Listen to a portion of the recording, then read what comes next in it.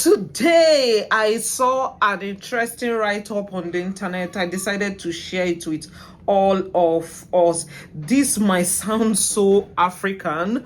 I know if you're watching me from other country, you'll be like, what's this? What's that?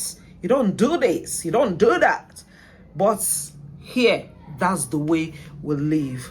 But before I dive into the topic, first of all, I would like to welcome all my subscribers. Thank you for helping me grow my channel. If you're new on this channel, you're seeing this face for the first time, or you've been watching without subscribing, do well to subscribe. I bet you won't regret it. Join the family, let us learn and have fun together. So now let's dive into the write-up.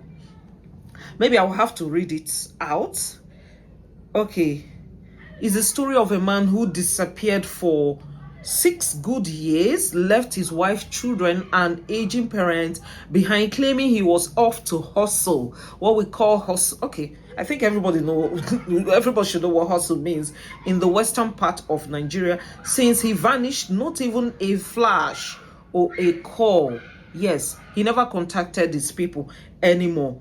But as fate would have it, somebody, a family member, caught him recently at a livestock market somewhere in Abeokuta, fresh-faced. That's to say, he was living well, not caring about his people, looking like he just stepped out of a music video.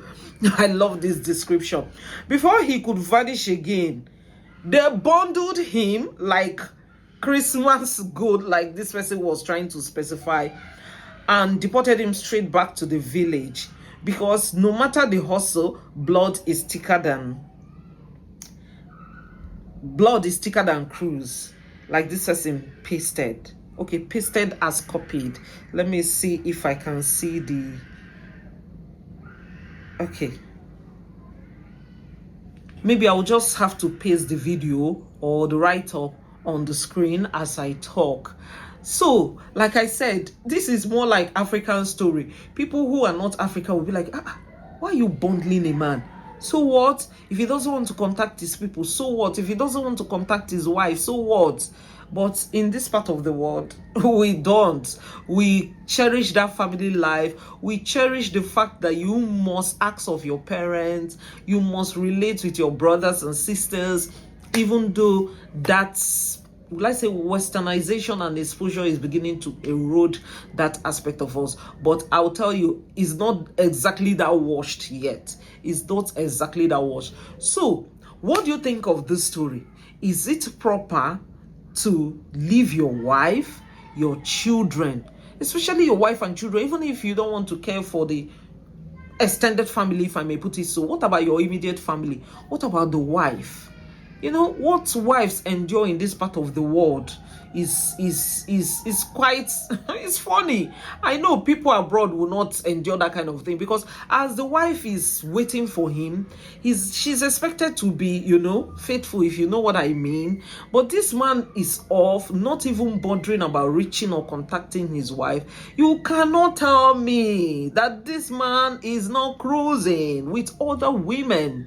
You cannot tell me this man is not having fun. You cannot tell me this man is not seeing any woman.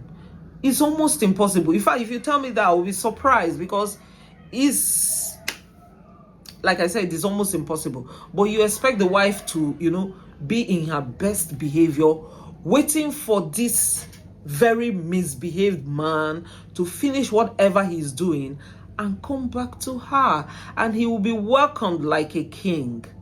It takes only a brother or a sister to bundle him like that in the market. But if it's the wife, you can't do that. And even if you try, they will question you. Yes, but it's so unfair. This is where we appeal to our conscience to do what is right. You know, I remember most times, elderly people, people like my mom will always tell you that it is not enough to love him, for a man to love you. For a man to love you is not enough.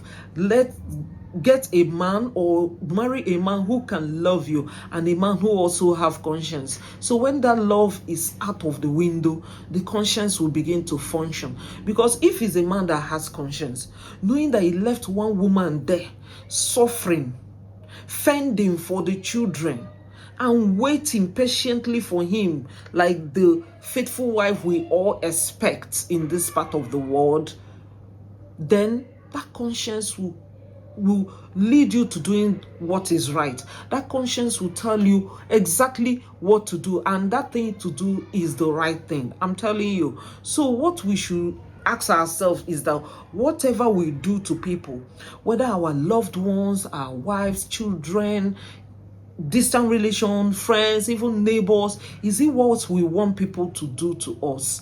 Once we ask ourselves that kind of question, then we should, I believe it will lead us into doing the right thing. I don't know, I may be wrong. Tell me in the comment section what you have to say about this story. All I have to say about this story is it's so wrong.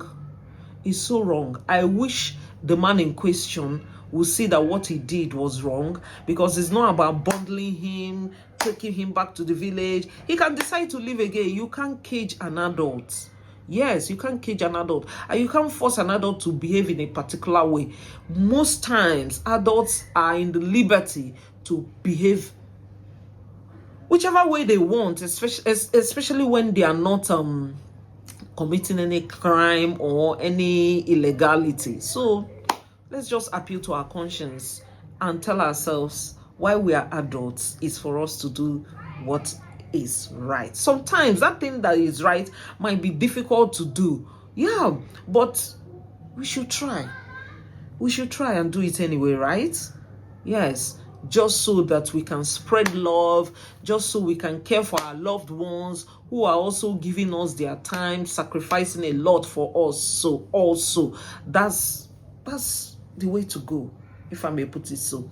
But I would like to hear your own opinion in the comment section. If you enjoyed this video, remember to give it a like, and see you soon. Bye bye.